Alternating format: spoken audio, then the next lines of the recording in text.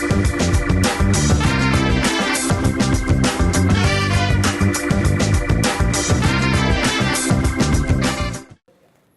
bertemu di podcast Dewan Pakar Partai Nasdem. Kita pada hari ini berada di perpustakaan Partai Nasdem di tingkat 5 gedung Partai Nasdem, dan kita telah memulai dan merencanakan mengadakan podcast atau wawancara dengan beberapa orang di masa depan, di masa yang akan datang, untuk berdialog mengenai bagaimana kita dapat berpartisipasi dalam ikut membangun bangsa kita ini.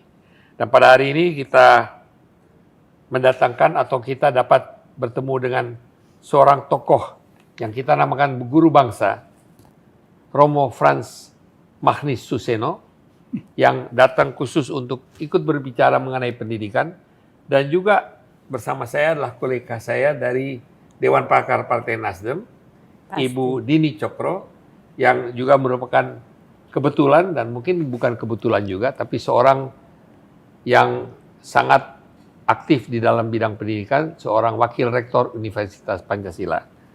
Selamat sore atau selamat datang Romo Frans Magnis Suseno. Terima kasih, selamat Pak Peter. Ya. Terima kasih atas kedatangannya. Juga Ibu Dini, terima kasih. Kita bersama-sama kita akan mencoba untuk bertanya kepada Romo Frans Magnis Suseno mengenai pendidikan, dan tentunya Ibu Dini sendiri dapat juga menyampaikan pendapat Ibu Dini mengenai hal-hal yang berhubungan dengan pendidikan. Maksud daripada wawancara ini bukan untuk menyerang siapa-siapa.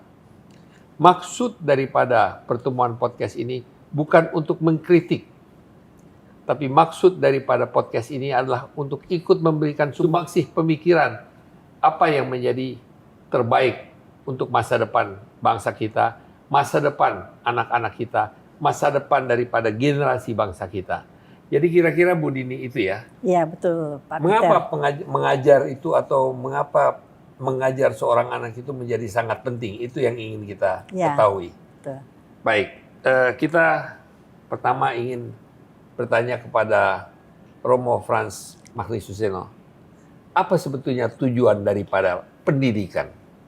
Mengapa pendidikan itu penting? Kita manusia adalah makhluk alami, tetapi bukan hanya makhluk alami. Manusia itu belajar dari komunikasi. Jadi hanya dalam komunikasi kita belajar bagaimana kita menjadi manusia yang utuh. Dan itu terjadi di dalam pendidikan. Pendidikan tentu saya kira secara mungkin tidak formal sudah ada puluhan ribu tahun.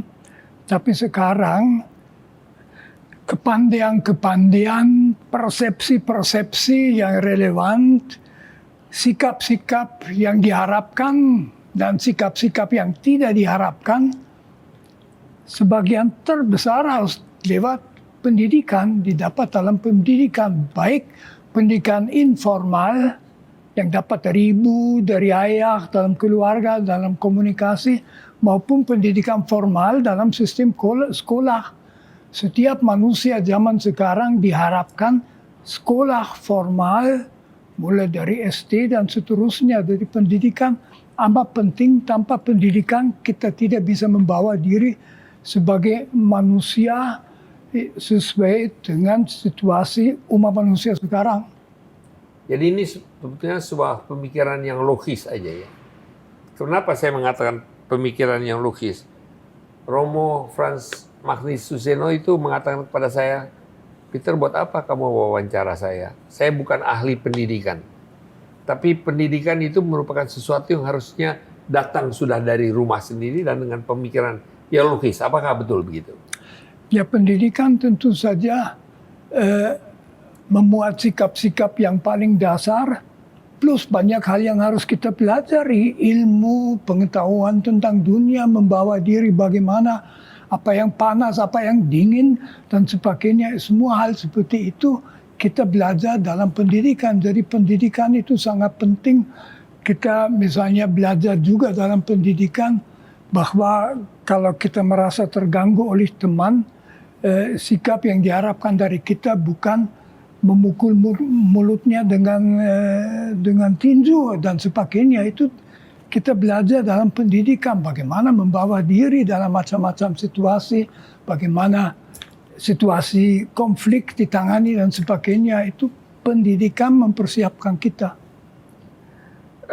Romo, bagaimana kita dapat memastikan bahwa tujuan pendidikan tersebut relevan dengan kebutuhan masyarakat pada hari ini? Ya tentu dengan kita mencek pendidikan, kita cek apa yang diberikan dalam pendidikan, lalu kita bertanya apa ini sudah cukup atau itu kurang. Baik, silakan Bu Dini. Ya, saya setuju dengan pendapatnya Romo Mahnis ya, dan juga kita melihat bahwa pendidikan itu sangat penting. Tapi pendidikan itu seumur hidup loh. Dari mulai bayi di kandungan, ya sebagai seorang ibu atau ayah kita udah berikan pendidikan pada anak kita melalui rangsangan-rangsangan, ya. Dan itu demikian sampai kita mau meninggal pun pendidikan itu terus harus kita lakukan. Kalau enggak, bagaimana kita mau menyesuaikan diri? Dan dengan pendidikan itu kita menampilkan semua potensi-potensi yang kita miliki. Nah, pendidikan memang ada dua, pendidikan yang non formal dan informal dan formal. Nah, pendidikan formal itu di sekolah, memang pendidikan itu emang sengaja disusun secara sistematis untuk bisa memberikan apa yang dibutuhkan oleh anak didik supaya bisa berkembang optimal. Bukan hanya berkembang optimal, tapi juga harus bisa menyesuaikan diri dengan kondisi yang ada. Kayak sekarang, pendidikan itu nggak bisa sama dari zaman dulu ya, formal sampai sekarang. Mesti ada penyesuaian-penyesuaian. Karena apa? Karena tuntutan zaman juga berbeda. Apa yang mau disiapkan juga harus berbeda juga kemampuan-kemampuannya. Kalau dulu dengan berhitung sederhana bisa, sekarang nggak, harus lebih matematika logis misalnya. Terus karakter. Nah, ada satu hal yang saya lihat yang nggak pernah harus lepas dari pendidikan, yaitu karakter seorang manusia. Mulai dari kecil. Tadi seperti Romo sampaikan, kalau kita ketemu teman kita dan teman kita mengganggu kita, kita nggak boleh jotos. Nah, itu adalah bagian dari karakter yang baik dalam berhubungan dengan dunia luar. Dan bagaimana kita menghadapi dunia kerja juga karakter kita penting. Kalau tidak, walau sepandai apapun kita, tapi kalau karakter kita nggak baik, itu tidak akan bisa diterima di mana-mana. Nah, kita lihat di Indonesia pengangguran sarjana banyak. Mungkin kita mulai dari pertama dulu. Daripada yaitu pendidikan yang informal itu dari rumah. Mungkin kita mau masuk ke sana dulu. Iya. Kenapa saya mengatakan demikian? Oleh karena ke depan, menghadapi tantangan-tantangan ke depan, Ibu Dini dan Romo, kita harus mempersiapkan diri dengan lebih baik. Yeah. Kita tidak perlu melihat apa yang telah terjadi di masa yang lalu.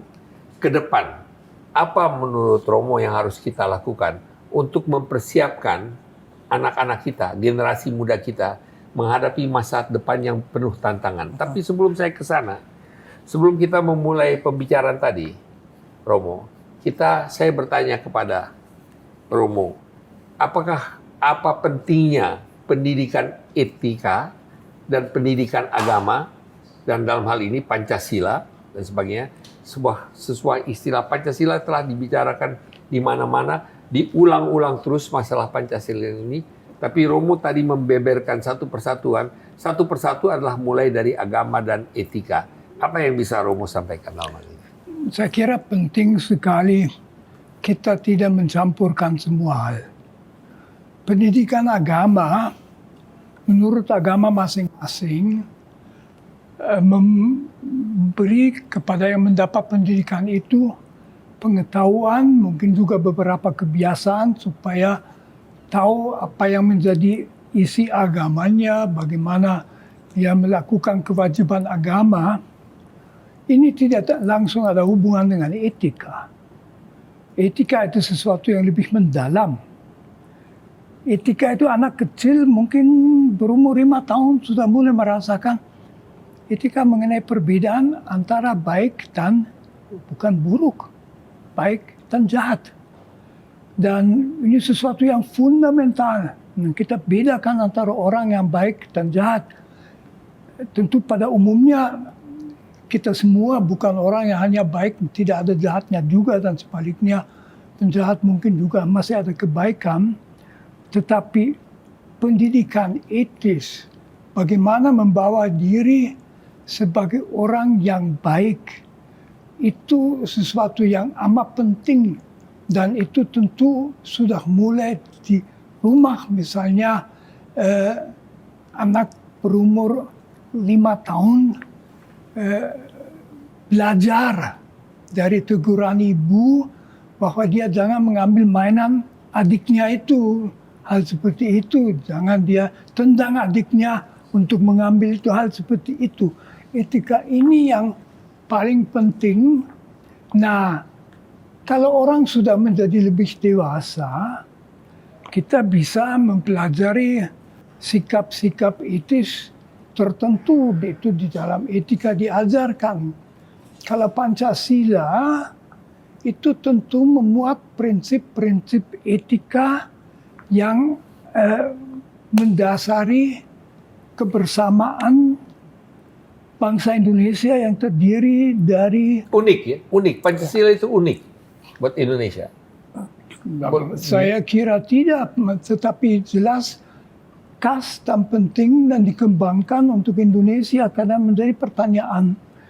Indonesia itu terdiri atas ratusan komunitas etnik, budaya, orientasi agama yang berbeda. Apa yang mempersatukan mereka supaya menjadi satu bangsa yang merasa sebagai satu bangsa?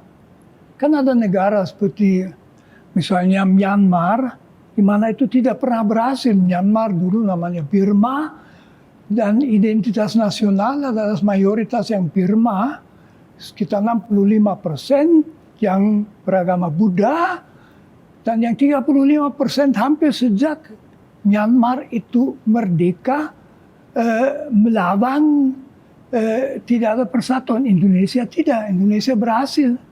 Nah, itu menurut saya juga jasa Pancasila. Sehingga misalnya orang Bugis itu bangga bahwa dia orang Bugis. Orang Jawa dia orang Jawa, orang Manggarai dia orang Manggarai. Sekaligus dia juga bangga bahwa dia orang Indonesia. Jadi keindonesiaan tidak menekan, mengancam identitasnya, tetapi mengangkatnya. Apakah pelajaran itu sudah mulai harus diberikan pada waktu mereka masih muda? Tadi Romo mengatakan jangan memperlakukan orang lain dengan kasar atau dengan keras. Jangan mengambil barang orang lain, jangan korupsi lah kira-kira. Apa itu dari kecil? Umpamanya Pancasila, di Pancasila ada beberapa hal yang terutama di sila pertama, di sila kedua, dan di sila kelima yang betul-betul bisa dipelajari. Di sila pertama itu belajar menerima orang yang berbeda. Berbeda agama, berbeda suku, berbeda bahasa, mungkin berbeda orientasi seksual, dan sebagainya. Jadi saling menerima dalam perbedaan itu sama sekali tidak mudah. Ini sesuatu yang dipelajari, dan itu Indonesia secara nasional. Perlu itu belajar dari kecil? Belajar dari kecil tentu saja. Jadi bahwa bukan orang yang dari punya bahasa ibu lain, lalu karena itu dianiaya. Sila kedua, di situ tentu tuntutan bahwa kita membawa diri secara beradab. Beradab berarti misalnya bahwa kita tidak memecahkan masalah, juga anak tidak, dengan kekerasan, dengan memukul, dengan menendang, dengan tawuran, dan sebagainya. Apalagi dengan melukai dan sebagainya. Itu hal-hal yang harus dipelajari. Bukan hanya dia tahu nggak boleh nanti ditangkap polisi, tetapi dia merasa aku bukan orang baik kalau melakukan seperti itu. Kalau sila yang kelima itu kan sila solidaritas bangsa bersama, sila yang ketiga. Kita maju kalau semua maju, artinya sejak kecil sebetulnya sudah harus ada perhatian bahwa di samping kita ada orang yang misalnya miskin, yang susah,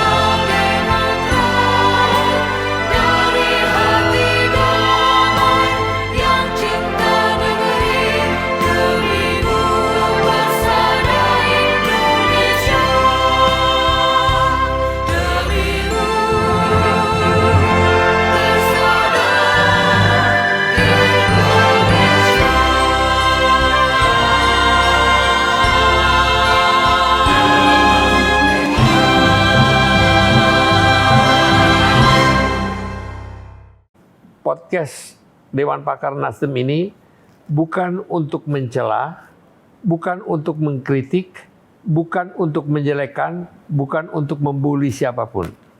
Tapi podcast Dewan Pakar ini adalah untuk memberikan pemikiran-pemikiran ke depan, apa yang dapat kita sumbangsihkan sebagai pemikiran kepada partai, negara maupun bangsa kita dengan menghadirkan tokoh-tokoh yang dapat memberikan pemikiran-pemikiran pembaruan maupun restorasi.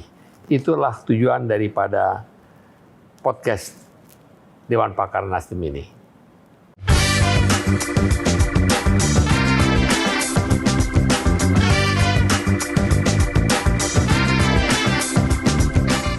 Anda masih bersama Dewan Pakar Partai Nasdem dan kita masih bersama dengan Romo Frans Magnis Suseno dan bersama dengan Ibu Dini Cokro. Kembali kepada pendidikan. Saya ingin menanyakan kepada Romo peran daripada guru. Peran dari guru ke depan. Kita tidak perlu lihat ke belakang dengan memperbaiki kekurangan-kekurangan yang ada di belakang yang telah liwat.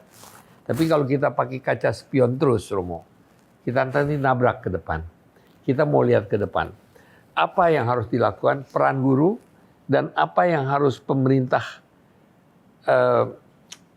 berikan atau upah atau kesejahteraan apa yang perlu diberikan kepada guru agar supaya guru itu dapat melaksanakan fungsinya sebagai pengajar di sekolah.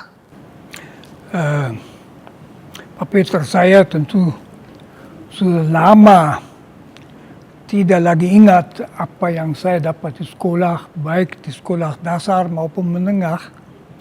Tapi yang jelas, guru adalah salah satu figur yang universal dalam umat manusia. Jadi hampir semua budaya mempunyai guru-guru itu dianggap sangat penting. Guru dipakai dalam istilah dalam arti luas, dalam arti khusus misalnya di tempat pendidikan formal dan sebagainya. Jadi guru itu orang yang meneruskan apa yang diharapkan dikembangkan pada anak dan pada yang menjadi murid.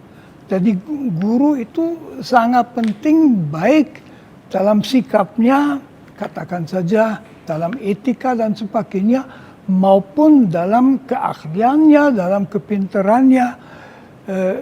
Saya di guru-guru di SD sama sekali tidak ingat lagi. Itu sudah saya lupakan. Tetapi di gimnasium di Jerman, saya masih ingat beberapa guru, ya toh kepribadian mereka juga berpengaruh. Jadi punya guru yang mutu, guru yang berkarakter, itu kunci untuk memajukan generasi muda dan siapapun. Karena itu guru itu istilah yang cukup terhormat.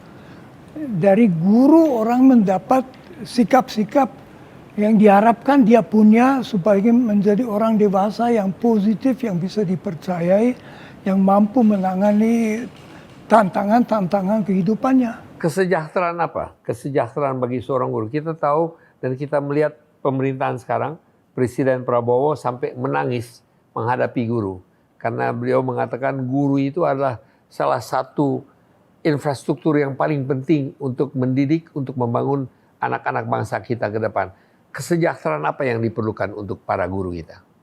Ya tentu guru sendiri harus sejahtera dalam arti dia bisa hidup baik, dia dapat gaji yang cukup, dia tidak perlu mengkhawatirkan kehidupannya, dia bisa cukup untuk mengembangkan diri, untuk membeli buku dan sebagainya, untuk sekali-sekali bikin perjalanan. Jadi guru yang dibiayai, yang dibayar itu kikir-kikir, itu jangan heran kalau lalu pendidikan juga tidak baik. Guru harus kerasan di dalamnya. Dia akan kerasan kalau kebutuhannya sendiri terpenuhi, lalu dia bisa terbuka bagi kebutuhan murid-muridnya itu.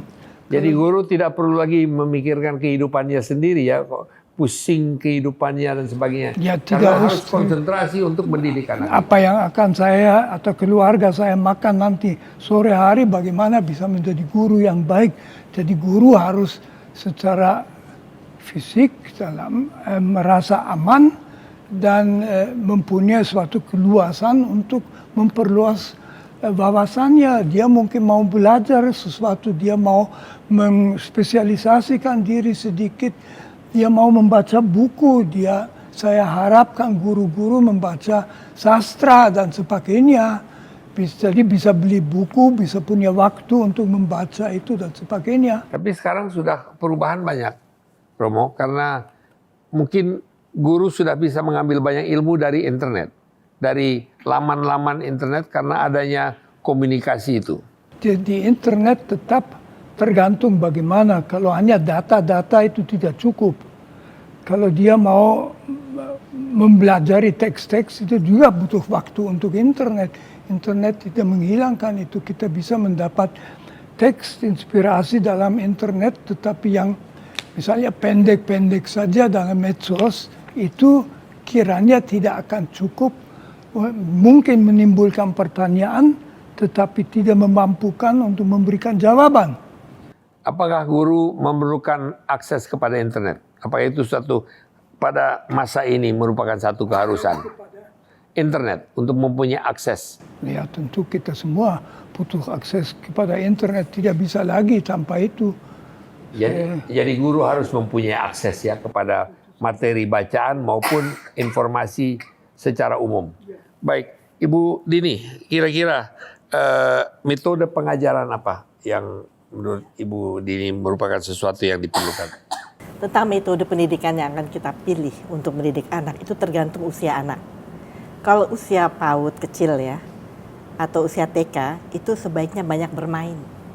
Jadi mengajarkan sesuatu mulai bermain itu lebih berkesan daripada anak suruh duduk, diam, dengerin ini 1 tambah 1 itu 2 dan lain sebagainya.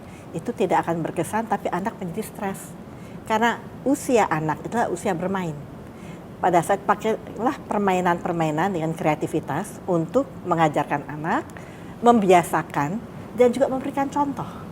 Nah itu akan sangat mengena pada anak dan biasanya akan bertahan lama. Karena 50% dari kemampuan anak itu justru disemainya terbentuk. Terbentuknya 0 sampai 5 tahun. 50%. Mau itu kemampuan, mau itu karakter, dan ajak anak untuk melihat. Misalnya, gimana sih caranya bikin KTP? Ajak aja ke kelurahan. Anak melihat bagaimana cara, jangan diajar, bikin KTP adalah nomor 1, pergi ke kantor kelurahan. Bukan teori, tapi diajak. Praktek, mau mengajarkan aneka binatang, ajaklah ke kebun binatang.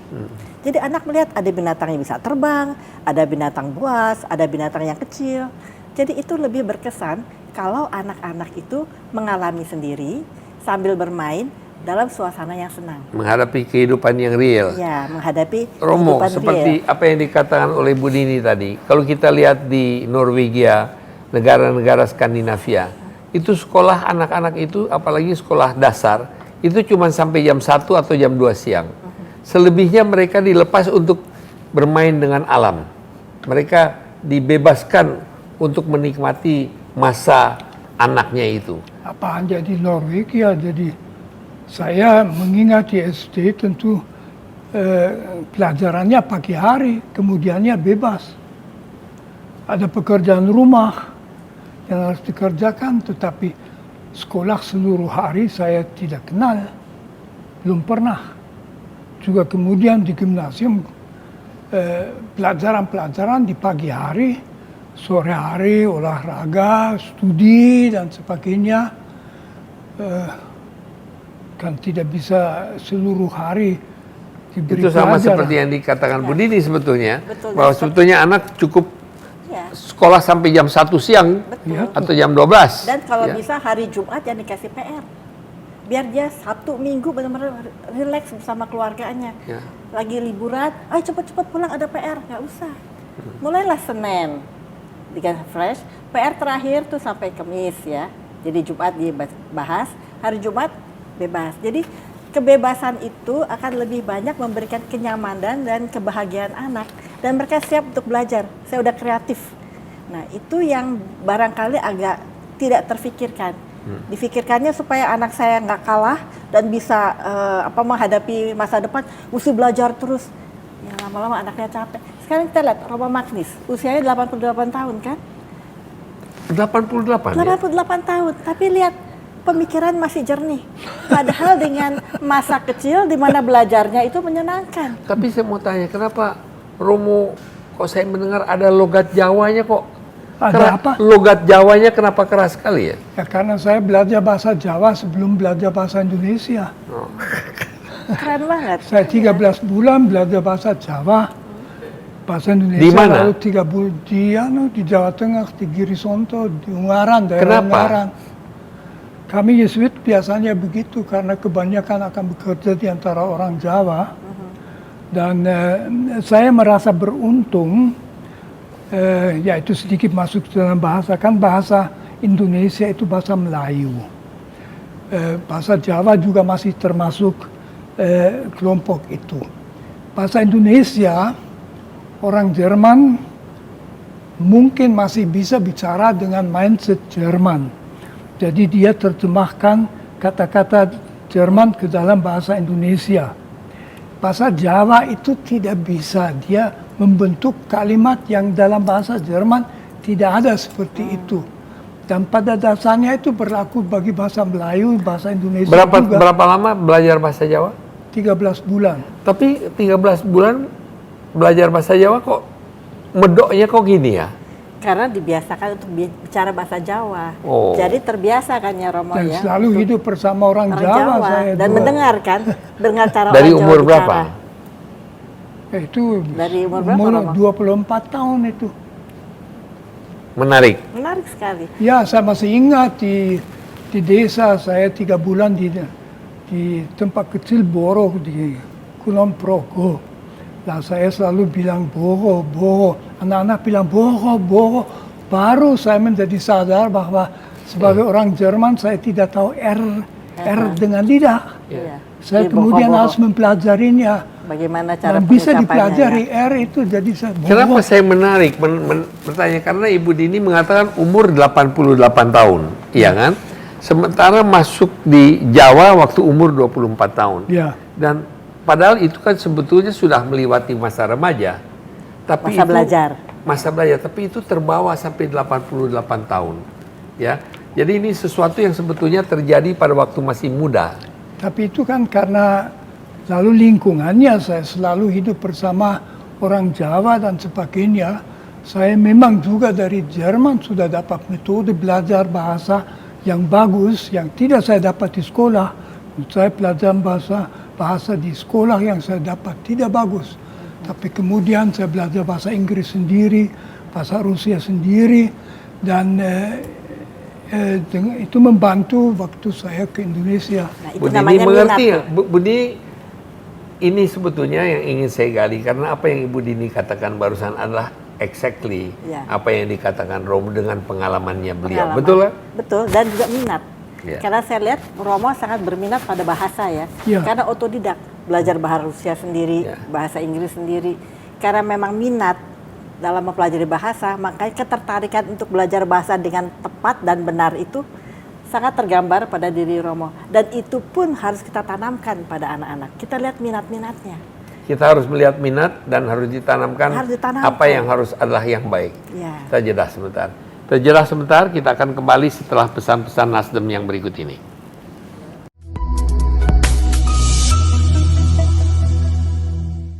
Ya, maksud dari apa yang disampaikan dalam podcast Dewan Pakar Nasdem ini adalah memberikan satu pemikiran-pemikiran yang baik. Dan kita berharap bahwa pemikiran yang baik ini bisa ditangkap sebagai sesuatu yang bisa digunakan untuk membangun, untuk memperbaiki, dan untuk memberikan satu jalan keluar, solusi terhadap apa yang mungkin yang menjadi masalah yang dirasakan oleh pemerintah dan oleh masyarakat Indonesia.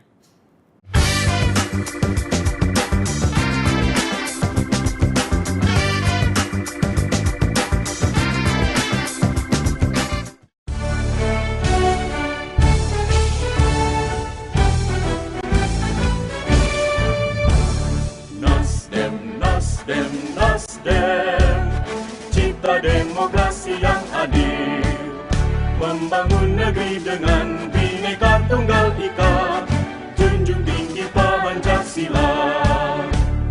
Nasdem, Nasdem, Nasdem, adil, makmur dan sejahtera, itulah arah bangsa masa depan gemilang di Indonesia Jaya. Nasdem, Nasdem, Nasdem, adil, makmur dan sejahtera, itulah arah bangsa masa depan gemilang di Indonesia Jaya.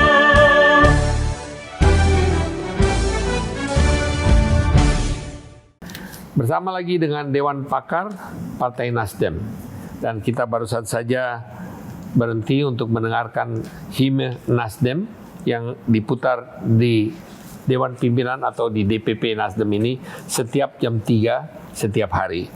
Kita masih bersama dengan Romo Frans Magni Suseno dan bersama masih dengan Ibu Dini Cokro. Silakan Bu Dini. Romo, ada yang mau kita tanyakan nih sekarang nih. Kan sumber daya dan teknologi sekarang lagi sedang berkembang ya. Menurut Romo kira-kira sumber daya apa yang dibutuhkan untuk mendukung proses pendidikan agar menjadi lebih baik saat ini? Menghadapi tantangan di depan juga. Saya sekali lagi bukan ahli pendidikan. Saya berpendapat bahwa pada dasarnya pendidikan yang baik memerlukan kemampuan komunikasi yang baik. Jadi pendidikan itu jangan dilihat menurut model mengisi botol yang kosong, tetapi terjadi di dalam suatu dialog antara yang dididik dan yang menjadi guru. Mereka bicara, mereka menjawab, mereka saling mendengarkan, mereka dengan demikian merasa bahwa ada masalah yang perlu dijawab, masih mencari solusi dan sebagainya. Jadi pendidikan pada dasarnya harus dialogal mengenai apa yang dibawa, ya seluruh isi harus secara dialogal dibawa, tidak secara sepihak. Itu tidak banyak gunanya model isi botol itu. Ya, jadi menggunakan semua sumber daya yang ada di lingkungan juga ya, Romo ya, sebagai bagian daripada yang bisa dibawa untuk bisa lebih meneguhkan pendidikan pada anak-anak ya. Dan itu acuan, jadi mereka hidup di dalam suatu lingkungan ya. Alam dengan pengalaman, dan apa yang mereka pelajari harus ada kaitan dengan alam itu, bukan sesuatu yang begitu saja secara teoritis belajar, tidak akan punya pengaruh formatif. Ya, ada maknanya. Tapi kalau mereka belajar bagaimana menangani tantangan yang mereka hadapi di dalam hidup sehari-hari, maka itu akan menjadi pelajaran yang mengembangkan mereka. Juga di sini kan ada pengembangan teknologi nih Romo ya. Nah, menurut Romo nih ada manfaatnya nggak perkembangan teknologi ini untuk kemampuan pembelajaran pada anak-anak? Itu tentu juga saya tidak begitu tahu, karena saya selalu bertanya apa saya sendiri masih belajar dengan teknologi atau itu. Tapi yang jelas kita hidup dalam dunia di mana teknologi terus berkembang, jadi tentu saja teknologi harus mempunyai tempat dalam pendidikan. Kalau tidak, ya untuk dunia apa yang dididik itu? Iya. Karena itu kenyataan ya, yang kita nggak bisa pungkiri. Mungkin ya, saya Romo, ingin ya. tambahkan. Jadi pertanyaannya mungkin apa komitmen pemerintah ke depan terhadap penerapan teknologi terhadap pendidikan? Begitu Bu Dini ya. Seberapa jauh, seberapa penting ini dari pemerintah kalau secara logis?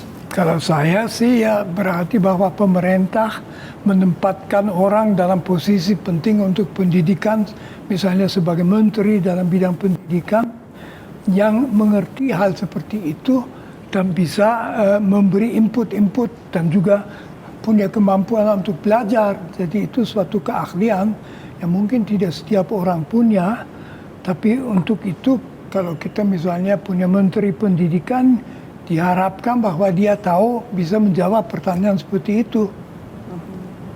Kalau misalnya Orang tua. ketersediaan dari teknologi, mungkin pemerintah juga bisa memberikan sumbangan pada masyarakat yang letaknya di luar, yang terpencil gitu. Kan itu kan sangat jauh ya dengan kemajuan teknologi kadang-kadang. Tapi saya rasa Bu Dini, Romo, orang yang hidup di daerah terpencil akan selalu terbelakang. Tidak pernah bisa maju ke depan. Kecuali kalau pemerintah memang memberikan Menjangkau. prioritas untuk membangun daerah-daerah terpencil itu. Ya, Penting. itu tentu saja kalau kita punya daerah terlantar, dia akan terlantar, dia akan tinggalan dalam segala hal, dan itu salah satu tantangan, katakan saja, tuntutan keadilan sosial berarti bahwa kalau kita maju semua. Jadi daerah tidak boleh dibiarkan terlantar, mereka semua harus mendapat mulai dari sekolah pendidikan yang sesuai standar umum di Indonesia, lalu orang-orang terlantar itu lama-lama juga akan tahu. Nah, di sini menjadi satu pertanyaan yang sedikit kontroversial, Romo, ke depan. Kita melihat pemerintah-pemerintah dimanapun di dunia selalu memberikan prioritas untuk membangun kota-kota besar. Iya. Selalu prioritas kota besar diperbaiki, jalan diperbaiki. Tapi daerah-daerah terpencil selalu menjadi Ketinggalan, daerah ya? prioritas ketinggalan dan menjadi prioritas kedua dan ketiga. Tentunya itu merupakan komitmen yang juga nanti pada akhirnya akan berpengaruh terhadap pendidikan daripada masyarakat yang berada di pesisir maupun di pedalaman-pedalaman yang jauh. Komitmen yang perlu. Ya betul, itu masalahnya, dan ini kritik terhadap pemerintah-pemerintah yang mengambil jalan yang lebih enak, yaitu memasukkan modal di tempat yang sudah ada banyak modal daripada susahnya ke daerah-daerah di mana orang masih ketinggalan. Iya. Itu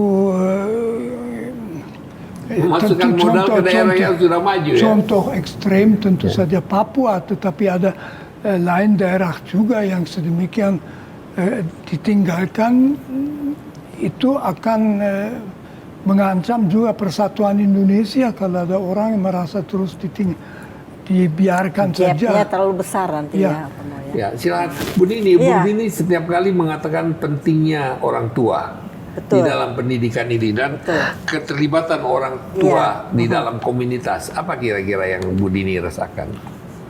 Karena gini, saya sering sedih, orang tua kadang-kadang menganggap bahwa sekolah itu adalah tempat mendidik anak, bukan urusan saya. Saya menyerahkan anak saya ke sekolah, saya bayar mahal, jadi sekolah lah yang harus mendidik anak. Jadi kalau ada masalah dengan anaknya, disalahkan sekolahnya. Padahal lupa bahwa anak itu adalah anak kita. Yang berkewajiban mendidik anak kita adalah kita sebagai orang tua. Itu kewajiban utama, sekolah membantu, lebih pada ilmu pengetahuan misalnya. Tapi yang lain-lainnya misalnya gini, sekarang kalau anak yang lebih besar sedikit, itu kita harus biasakan dia untuk suka belajar. Learning how to learn. Bahwa belajar itu menyenangkan, karena seumur hidup kita akan belajar. Sehingga orang tua juga harus menunjukkan pada anak bahwa belajar itu menyenangkan. Orang tua juga tetap belajar di rumah. Jadi anak-anak melihat, oh orang tua saya udah tua juga masih belajar. Kenapa saya enggak? Dan bahwa menyenangkan belajar itu kita baca buku, kita waduh ini ada pengetahuan baru, kita diskusikan. Jadi pada anak yang lebih besar itu kita menanamkan bahwa anak-anak tuh harus suka belajar. Dan untuk belajar itu harus mau mencari, bukan tunggu untuk disuapin. Kalau gitu saya mau tanya sama Romo. Romo, kita selalu menyalahkan pemerintah. Kita selalu selama ini pemerintah selalu salah. Seberapa besar kesalahan daripada orang tua di dalam tidak ada pendidikan etis atau pendidikan etika pada dalam pertumbuhan seorang anak? Saya tidak begitu akan mempersalahkan orang tua. Tidak. Karena mereka tidak secara formal tidak bisa mengetahui itu. Orang tua itu sibuk dengan segala macam masalah di rumah. Mereka tentu merasa bertanggung jawab supaya anaknya menjadi anak baik dan bukan anak jahat, bukan anak liar dan hal seperti itu ada.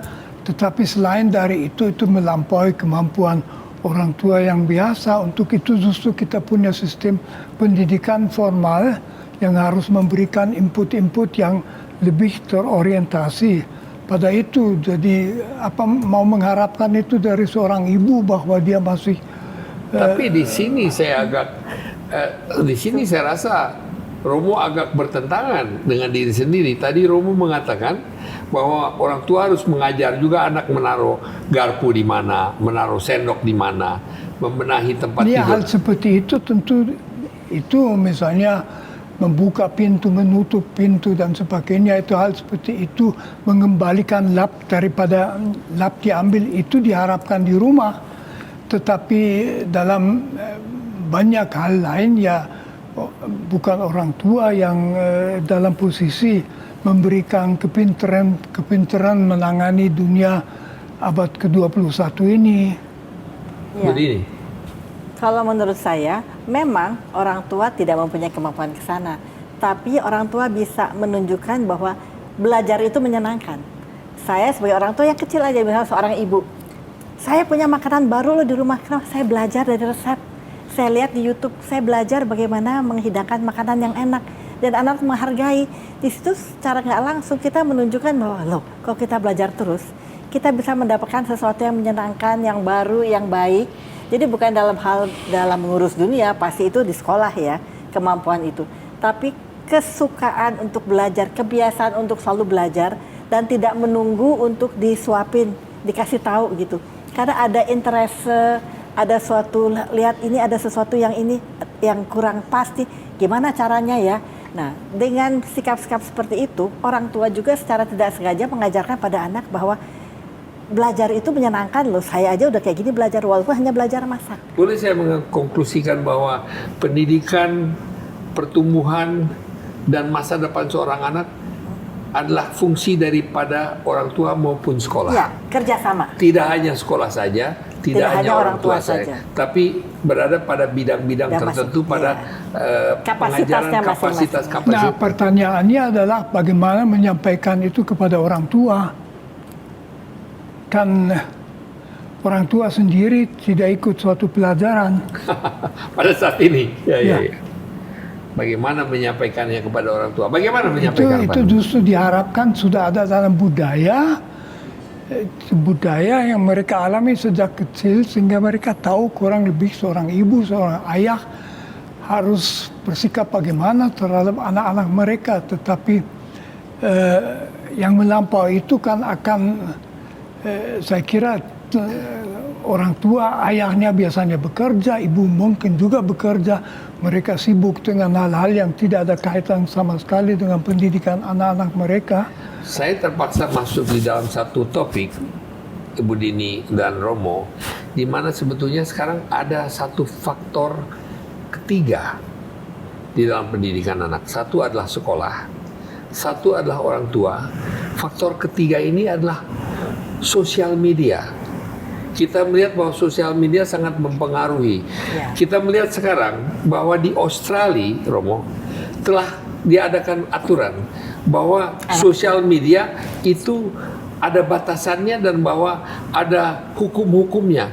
Apakah itu perlu diterapkan di Indonesia? Apalagi kita melihat bahwa sosial media di Indonesia merupakan satu-satu sosial media yang paling vulgar di dunia. Itu tentu saya tidak bisa jawab, tapi saya bisa menjawab. Saya cenderung bahwa kita juga harus membatasinya. Bahwa begitu saja menyerahkan HP dan sebagainya ke tangan anak kecil itu berbahaya. Dia bisa menjadi besar dalam dunia yang tidak benar, di mana dia sendiri kemudian akan menjadi korban. Itulah terlalu banyak korban dari itu. Jadi saya kira membiarkan media sosial di tangan anak dan pemuda begitu saja, risikonya sangat besar. Setuju dengan ada pembatasan yang harus dilakukan oleh pemerintah, nanti melanggar demokrasi lagi. Itu bukan masalah demokrasi, kan apa yang diberikan dan diizinkan itu bisa disetujui secara demokratis atau tidak. Saya tidak punya pendapat yang tegas, tapi saya cenderung setuju Bahwa ada pembatasan. Ya. Begini. Menurut saya juga demikian ya. Dan juga sosial media harus dididik juga dalam memberikan satu gambaran-gambaran. Mungkin pemerintah itu bisa ikut campur tangan. Mana yang baik kita sampaikan, mana harus kita saring, mana sosial media yang memang dihidupkan, atau dibuatlah sosial media tandingan yang memang itu yang kita harapkan. Supaya memang itu menjangkau pada anak-anak, pada masyarakat, tapi caranya harus memang menarik. Kan sosial media kalau nggak menarik basi kan, apalagi kalau terlalu serius gitu ya. Tapi itu bisa dikemas dengan menarik sebagai contoh, karena anak-anak jadi ada pilihan. Tapi di sini kembali lagi bahwa walaupun di sekolah, walaupun orang tua mesti juga menjelaskan pada anak mana yang mesti kita Tapi setuju pelajari. bahwa pemerintah harus melakukan pembatasan. Saya setuju. Dan harus ada undang-undangnya. Ada undang-undangnya, karena kalau tidak dia akan bebas luas merdeka, nggak karuan-karuan, sehingga sulit untuk kita lihat mana yang baik, dan biasanya kecenderungan orang adalah lari kepada hal-hal yang tidak baik. Baik, kita jeda sebentar. Pemirsa, kita jeda sebentar. Kita akan kembali dalam sesi terakhir untuk merangkum pembicaraan kita yang boleh saya katakan cukup bebas di dalam pembicaraan kita. Banyak topik yang kita angkat, tapi kita akan rangkup itu di dalam bagian terakhir daripada podcast Nasdem Dewan Pakar ini. Kita akan kembali setelah mendengarkan pesan-pesan dari Nasdem.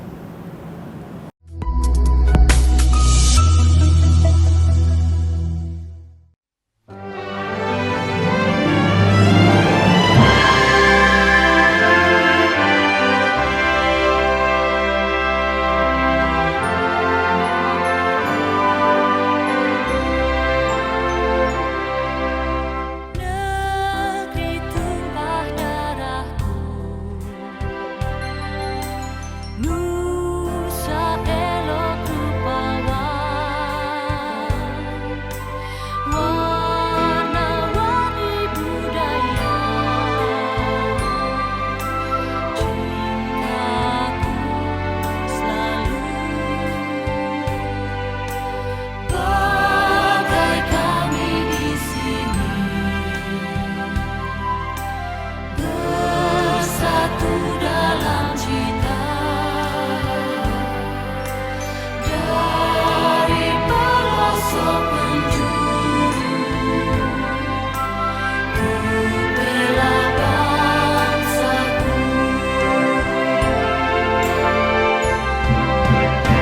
Nasional Demokrat, dari hati damai yang cinta negeri, perjuangan tiada henti. Nasional Demokrat, dari hati damai yang cinta negeri, demimu bersama Indonesia, demimu bersama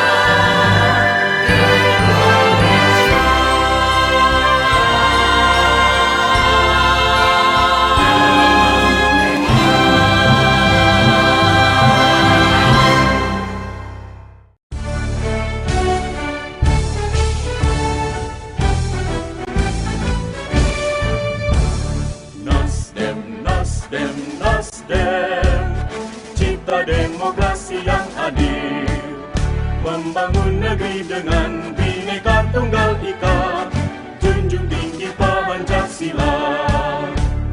Nasdem, Nasdem, Nasdem, adil, makmur dan sejahtera, itulah arah bangsa masa depan gemilang, Indonesia jaya. Nasdem, Nasdem, Nasdem, adil, makmur dan sejahtera, itulah arah bangsa masa depan gemilang, Indonesia jaya.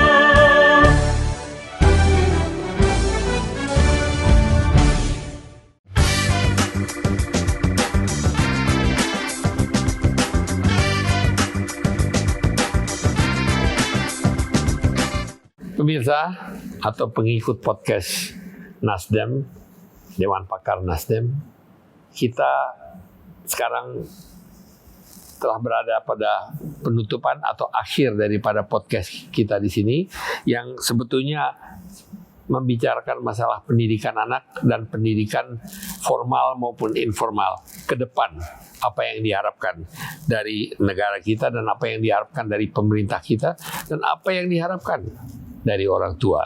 Kita akan mencoba merangkum bersama dengan Romo Frans Magnus Suseno dan juga dengan Ibu Dini. Romo, kira-kira di dalam penutup ini apa pesan yang ingin Romo sampaikan di dalam hubungannya dengan pendidikan anak maupun masa depan bangsa kita, di mana saya juga di sini mempunyai kesiapan kita menuju masa depan.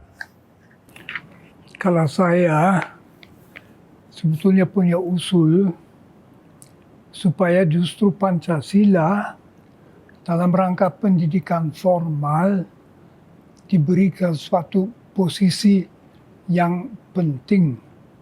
Sekarang masalahnya orang omong tentang Pancasila biasanya orang udah bosan, ya. Tetapi menurut saya dalam Pancasila ada beberapa sikap yang paling dasariah yang perlu dikembangkan supaya bangsa Indonesia bisa bersatu dan bisa maju.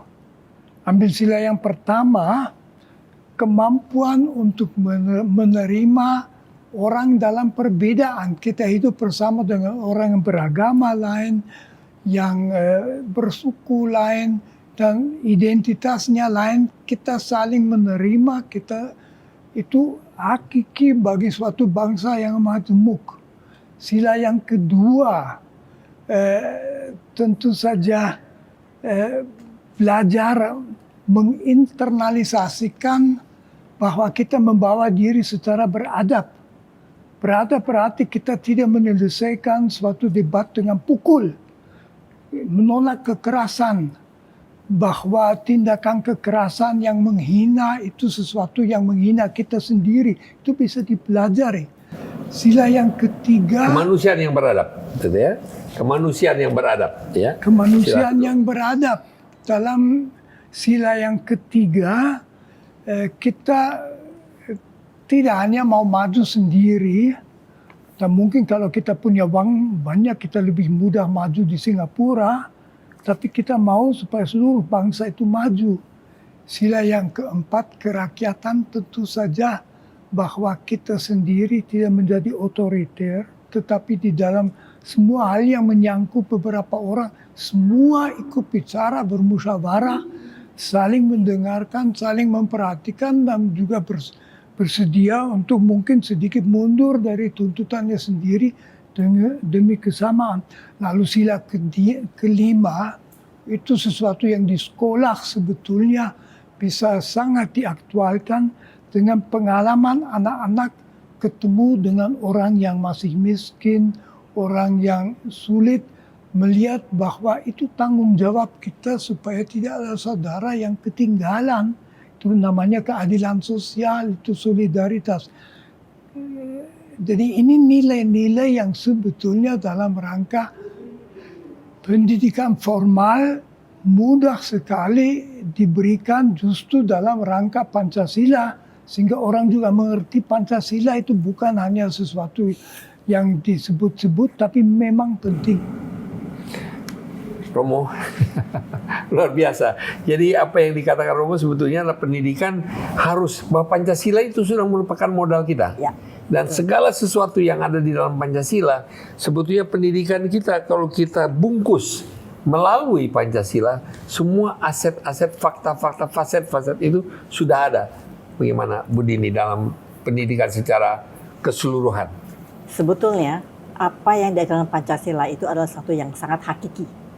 Itu bisa kita tanamkan sejak anak-anak kecil, ya, dari sekolah kecil, SD, SMP, SMA, dan perguruan tinggi. Ya. Kalau untuk anak-anak kecil itu mungkin lebih banyak kita pada satu perilaku contoh, kebiasaan, memperlihatkan, misalnya tadi Romo juga sampaikan, kita ajak misalnya kalau ada nenek-nenek tua, kita mesti hormat, kita bantu tuntun, pegang tangannya. Nah itu kan sesuatu yang menunjukkan bahwa dia ada kemanusiaan. Dan pendidikan moral Pancasila itu juga bisa dilakukan di sekolah-sekolah. Misalnya apa? Kita menggunakan, mohon maaf ya, kamar kecil. Kita usahain dong bersih. Jangan kita bercacaran air kemana-mana biar orang lain nanti yang ngepel-ngepel. Nah itu kan tidak Pancasilais, kecil-kecil. Jadi membiasakan, ayo semua murid kalau ke kamar kecil, usahakan kalau keluar toiletnya udah bersih ya. Nah itu kan satu hal yang Pancasilais. Yang beres-beres juga dia tetap ngepel, dia kasih wangi-wangian, sehingga saling menghargai satu sama lain. Kita boleh mulai itu dengan toiletnya Dewan Pakar itu. Iya. Supaya bersih. Supaya bersih, jadi jangan bercacaran air-air. Iya. Nah lalu kalau misalnya udah perguruan tinggi juga itu tetap bisa kita lakukan. Misalnya kita mau bekerja sama dalam kelompok kerja membuat tugas. Jangan hanya yang pintar, lo aja kerjain deh, kamu aja saya tahu beres. Itu bukan Pancasila, itu nggak kerja sama. Itu kan sila keempat ya. Lalu juga seperti di Universitas Pancasila kita punya 6 rumah ibadah. Dan semua rumah ibadah itu berfungsi. Ada gereja Katolik, Protestan, Buddha, ada kuil Hindu, juga ada kuil China. Masjid pasti ada ya.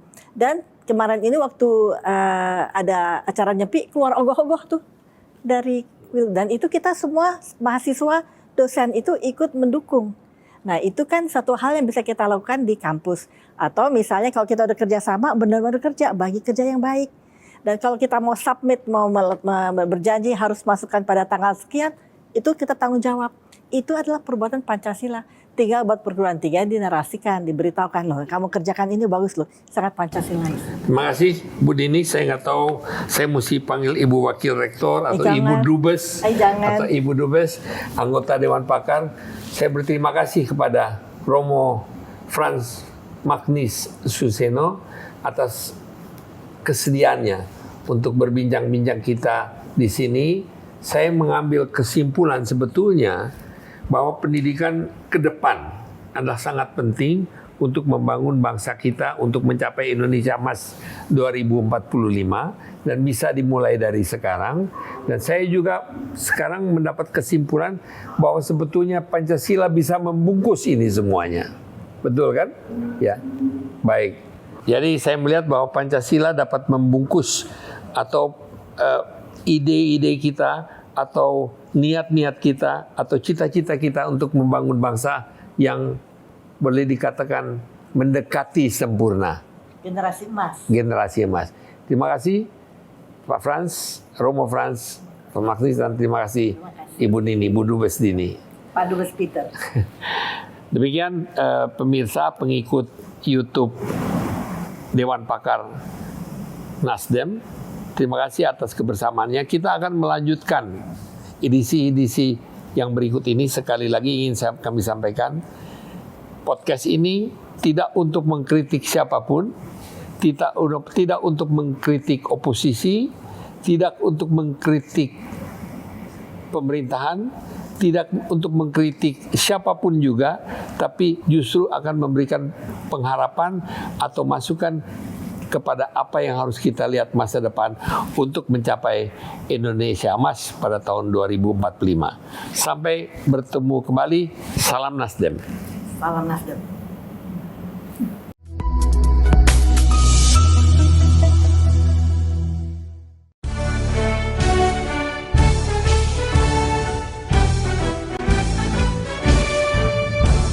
Nasdem, Nasdem, Nasdem, cipta demokrasi yang adil, membangun negeri dengan Bhinneka Tunggal Ika, junjung tinggi Pancasila.